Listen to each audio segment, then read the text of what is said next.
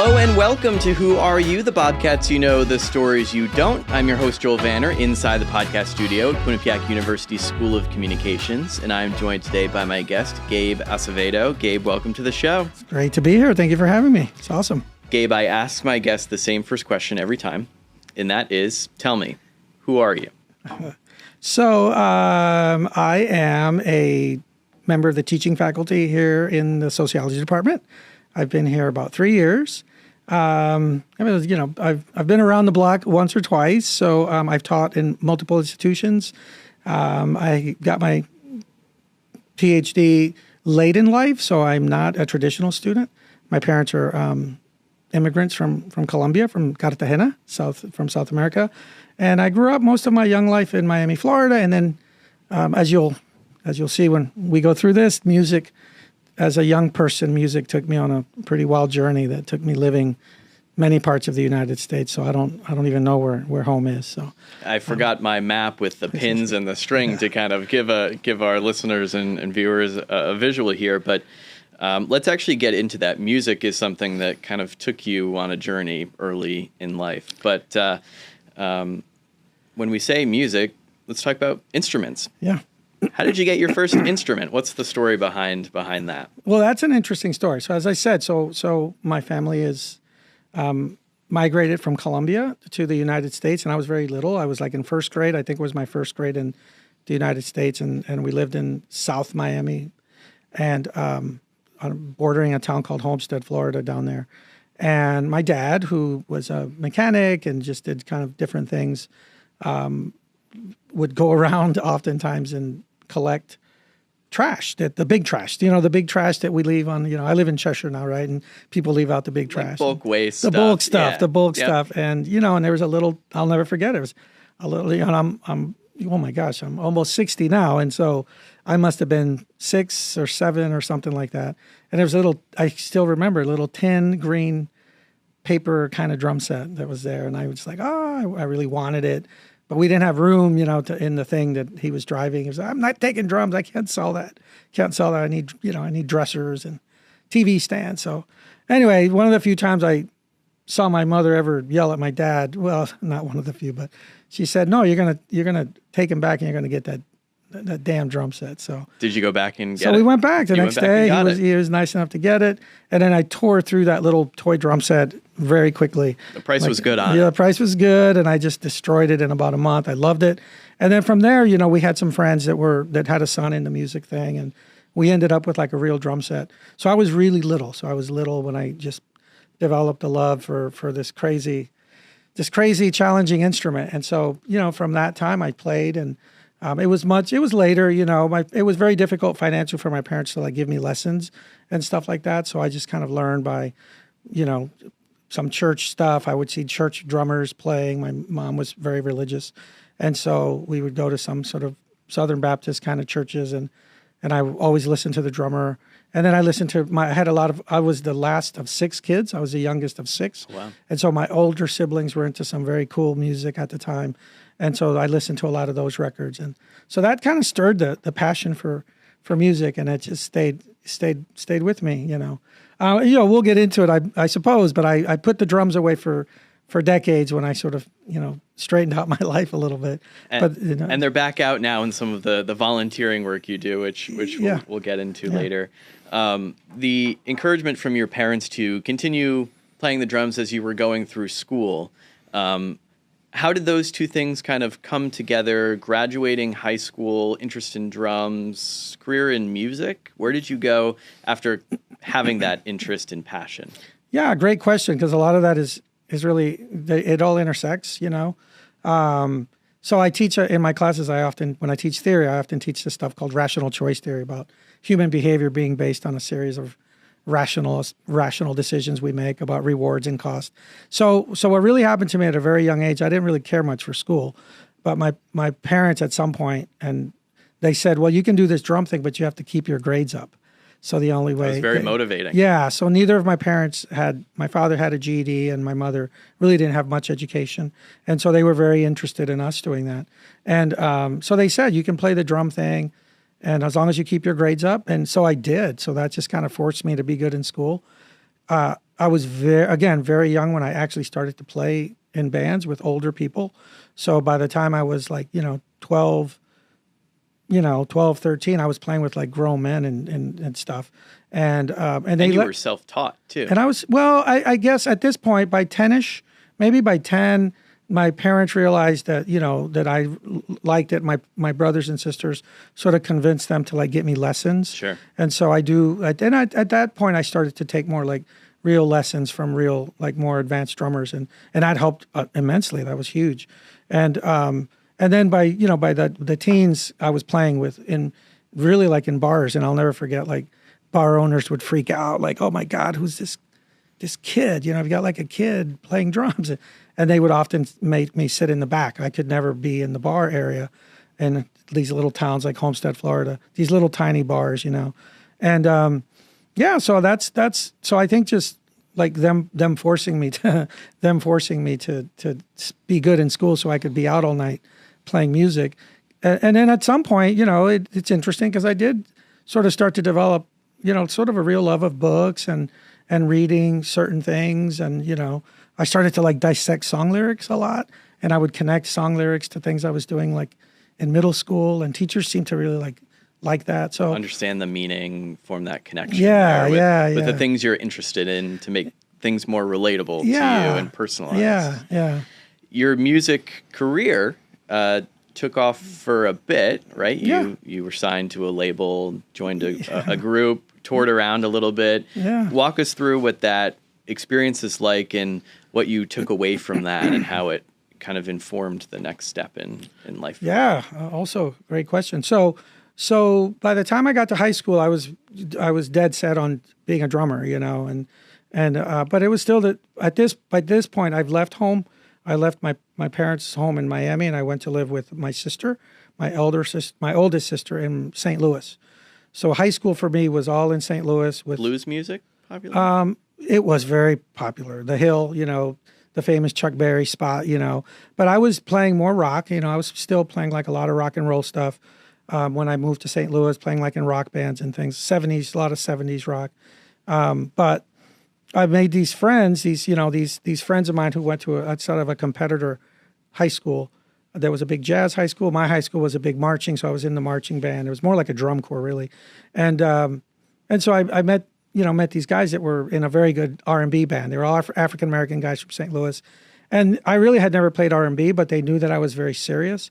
And so one day they were a very well-known local band, and they walked up and said, we're having problems with our drummer. And I was like, I've never played R&B. And they said, yeah, but we just want to know, are you going to college? Are you going in the Army? Because that's what we all did. We were all pretty low-income kids. So everybody, if you were lucky enough to get a scholarship in sports or music, you'd go to college. Or you go to in the Army or something. And I said, no, I'm not doing either. I want to do music. And so that's how I got in their band. So I got in this band. They took a chance on you. They took a big chance, and they beat me up metaphorically and like literally to get better as an R&B drummer. So I listened to a lot of R&B music and really just dug into different styles of music. And then things got good, and so things moved on. And anyway, to make a short story long, there came another point where we decided, to start writing music and to start doing less covers and like pack up and try to go to Minneapolis, where Prince was doing his thing, and there were a lot of R&B bands sort of concentrated in Minneapolis, all trying to make it, because it was sort of like I tell my students, it's sort of like the Motown thing that happened in Detroit. It sort of happened in a small way around Prince in Minneapolis. There's a lot of great bands at that time.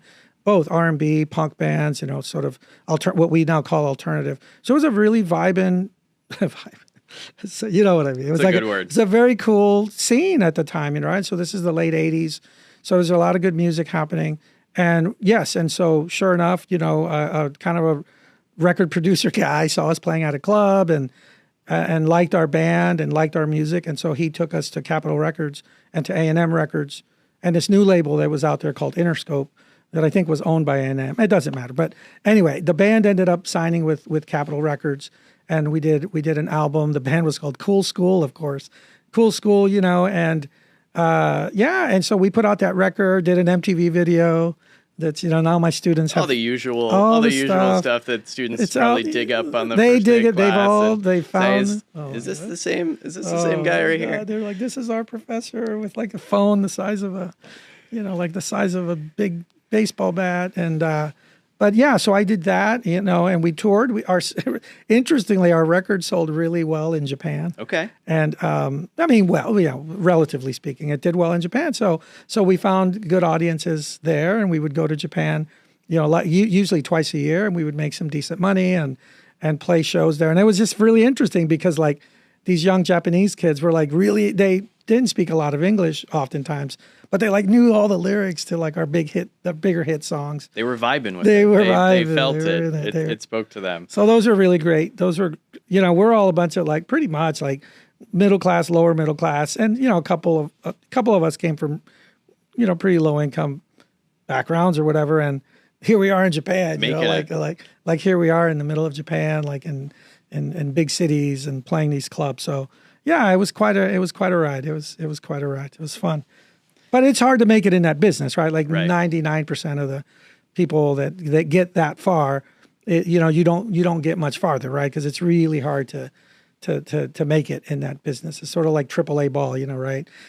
Even playing AAA ball is really hard, but to get into the major league, AAA for the baseball stuff. Sorry, the baseball analogy, but to make it into the show, and like make a living, it's not easy. So it's hard, and taking that experience, all of that experience, over the period of time, what brought you back? You mentioned you're a non-traditional student. What brought you back into the classroom? Where are we now? Back from Japan.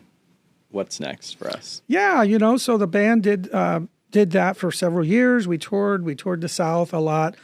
Back then, they sort of called it the Bible Belt, where there were large African American markets for R&B music, and so so our record would sell good in like a city like Memphis. The record labels noticed, hey, you've got pretty good record sales in Memphis. Go play in Memphis. We opened up for some pretty big acts, and so we'd go into the South a lot. But anyway, we got quote unquote dropped from the label, so we lost our record deal, and so we were all young guys in our 20s trying to figure out hey, should we stay together? And we did, and we thought we would stay together and try something else and get another record deal. But not to get this to be like a gendered thing or stereotypes of any type, but any kind. I met someone. I met a person. I met a woman, and so. When we decided, to like get serious and all that, how do we make this, docile for the audiences? A baby was coming. Sure. A baby was on the way. We lived together. We had a great thing going, and a baby was coming. And so that's when I decided to leave the music. It was it. I was going to just get married and be try to be a father. And that's when I pretty much let it go. Went to work, I went to get a job. I was doing jobs at, factories or washing dishes. I washed dishes at an airline. But then at some point I decided, if I want to kind of improve myself, I should do this thing that people call college, Right. And so I found, even back then, so this is by this point, we're talking 92, long time ago. There was a university in the Midwest. It was a private Catholic university that already back then was really kind of gearing up for adult students. And so they had sort of evening classes, and at a time when that really wasn't hot stuff, and weekend classes. And so through that, I worked and got my undergraduate degree. And did you think at that time sociology was what you wanted to study? Did you know that from the outset? I'm sure it's a lot becoming a new parent, going back to school a little bit later at this institution that's a bit ahead of the time for adult learners and classes in that way. That's a lot to manage. Did you know off the bat that sociology was what you wanted to study? Absolutely not. I think like a lot of people in my position, and maybe students now, I went to school to major in business because I just thought that's what you did. You major in business and you get a job, and I took an accounting class and realized, business wasn't for me. But at the same time, I was taking a requirement, an intro to sociology that was being taught by an adjunct, and I regret that I don't remember her name. I was even then I was one of the older students in the class, and this adjunct said, "Hey, you're pretty good at this stuff. I like your comments." And she loaned me a book called The Elementary Forms of Religious Life by Emil Durkheim, one of the sort of quote unquote founders of at least in the Western tradition, one of the founders of sociology.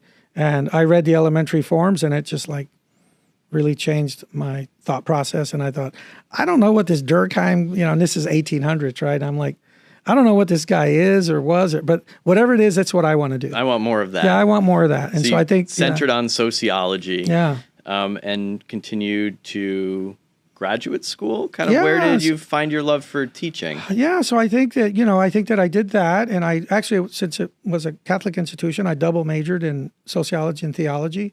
They made me take so many theology courses. I thought might as well just double major while you're there. While I'm here, I liked it. I enjoyed philosophy and theology and reading a lot of that material, and so professors, really it was the mentorship of professors that said, hey, you're pretty good at this stuff, and you're a decent writer, and you got some interesting ideas. You're older, you've traveled a lot. So did you ever think about graduate school? And when they started saying things like that, I was like, what is that? What is it? What is that? And I remember saying, I don't think I can afford. And that's when I started learning about fellowships, and that oftentimes in graduate programs you can be fully funded. But the trick, look, I tell my students all the time, life is what it is. Sometimes it's a smooth ride. Sometimes you have challenges. Everybody's a little different. So I found a challenge of that, but at this point I have 3 kids. So now my ex-wife, oh, poor woman, she put up with me for so long. But at this point we have 3 kids. You have three kids. So now I'm considering going to graduate school in my early 30s with a family and moving far away to do this PhD thing. And my ex was she's still a great friend and a wonderful person. She was very supportive. My kids were tiny, and we decided to give it a go. My Take faculty, a chance on yourself. Yeah. My faculty mentors at my undergraduate institution helped me. They told me how you apply and what an SAT is. I didn't know any of that stuff. No one in my family had a college degree, so I wasn't socialized in a lot of that. So I owe so much to those faculty that sort of told me how to prepare for an SAT and what it meant, and then to apply, and then the next rub was like, healthcare and how do you get all that stuff. So I learned that only certain institutions provided healthcare for graduate students. So my ex-wife said, well, that's where you're applying, because wherever we end up, we have to have family healthcare. So I was fortunate, to get a decent offer, full funding and everything at a pretty well-known New England institution. I'll leave it at that. And so we moved, and we moved. At this point we left Minnesota, and then I started this wild journey as a graduate student in my 30s with a family. Couple stops along the way, including one here at Quinnipiac for a period of time, and you're back here. You mentioned it at the beginning. You've been at Quinnipiac for 3 years now. Let's stay with Quinnipiac specifically. How do you take all of that lived experience you have, knowledge of sociology and experience teaching, but also your love of music and experience there, and your upbringing, and infuse that in the classroom for your students? What are some examples? What are your favorite examples of doing that for your students? Yeah, that's a great question. I'd say, ask my students, and they'll probably tell all kinds of horror stories. But yeah, I love music. It's a great passion. So a lot of times, there's 2 ways, I think. A lot of times I use music as a metaphor or as inspiration, maybe. I know students often get down on themselves. It's a tough time of year. A lot of them are here away from home for the first time. It can be stressful. And so the other day I remember telling them, hey, listen to everybody, for your assignment, you're going to listen to Alanis Morissette, One Hand in My Pocket. I want everybody just go listen to that, because I think that'll make you feel better. Because I can tell we're getting on edge, and and rightfully so. It's a tense time for a lot of these kids. I mean, I shouldn't call them kids, but for a lot of my students. So I like to do that sometimes, give them a little inspiration from old music. And a lot of times they come and say, wow, what a great song. I appreciate that. And they probably all take something different away from it too, relating to their circumstance. And that's such a great song about, nobody's got it figured out, right? So a lot of times I think my students think that because their friends seem like they got it all, nobody's got it figured out. Or that their professor had it all figured out from day one, right? I definitely don't have it figured out. So that's what I like about that song. But the other way is a more formal way in which the sociology department, we've had a really popular course here at Quinnipiac that was designed by others, not by me. And it's a fabulous class called Sociology of Hip Hop Culture. And so this semester I was fortunate enough that the chair of sociology, Professor Solomon, asked me if I was, because she knows my music background, she asked me if I wanted to take a stab at that class. And so it's been really, really rewarding to do that. My research, somewhere along the line, my research interest moved much more in the area of sociology of health and illness, social disparities that impact health outcomes. So here at Quinnipiac, I teach, health and illness, sociology of health and illness, sociology of mental health. So I teach a lot of our health stuff. So it's fun to be allowed to sort of expand a little. And I really enjoy my health classes. I have amazing students from nursing and a lot of other disciplines here. But so teaching the hip hop class has been great, because I'm really able to draw not only on the social dynamics that were at play with the rise of this, this great art form and this truly American art form, but also the music. So in my class, we listen to a lot of music. I feel bad for the class next door to me because they probably want to register for your class the next semester. They probably hear all the music going on, but it's a nice bridge of all the sides of who you are as a person, and we uncover that on this podcast when we interview faculty and students. There's more to them than kind of just the who are you answer that you give at the beginning, right? By the time we get to the end of it. You also lead some of the experiential learning opportunities in the sociology department. Tell us what some of those what is experiential learning related to sociology, and then what some of the opportunities are that students can take advantage of. So to sort of clarify, I'm new in the sociology department. So my role here at Quinnipiac for 2 years was in the honors program. So I worked in the honors program as assistant director with wonderful, amazing leaders, Scott McLean and Melissa Kaplan, Professor Kaplan. They're wonderful. And there is actually where I was doing much more in the field work with students. So I'll get to the sociology part in a second. So for instance, when I taught FYS, when I taught my FYS class for honors, for the honors program. Which is first year seminar, right? Yeah. Acronyms, first year seminar for every undergraduate student takes a first year seminar to help them get acquainted into college. A great program. I think a wonderful program. So I taught first year seminar in the honors program, and I built it around concepts in sociology. Of course, I'm a sociologist. And we were primarily looking at the history of incarceration, the history of punishment, the history of sort of disciplinary structures in societies. So I took students, the name escapes me now, I'm so sorry, but I took students to one of the oldest prisons in the United States, which is actually here in Connecticut, East Granby. I think it's in East Granby. And so we were able to get a bus and take students there and tour the kind of facility that, people would have been incarcerated in as far back as the late 1600s, early 1700s in the United States, right here in Connecticut. And so I think that doing that affords students an opportunity to do a couple things. I think on the one hand, it takes a lot of what you read and a lot of what you're, abstractly and theoretically dealing with, and gives it like a real tangible application, right? Sure. But then we talk to so many people when we go to these places that students can go, oh my gosh, that person has a sociology degree and now they are, right, working in this area doing these types of things. And so I think it really helps them think about how the things we do in the classroom can often translate specifically to, real world applications and jobs. So I've done study abroads. I've done several study abroads where I've taken, I've gone off most times as a chaperone, but still being part of the experience for students and, many parts of Europe where I've gone, and I think those overseas experiences are phenomenal for students. And there are plenty of opportunities for students to go abroad, whether it's part of a course or for a full term, or maybe just for a week or something. There's plenty of those opportunities through our Office of Cultural and Global Engagement here. Well, I think that's what's really, innovative about the way we do it here at Quinnipiac, is that students don't have to leave for an entire semester.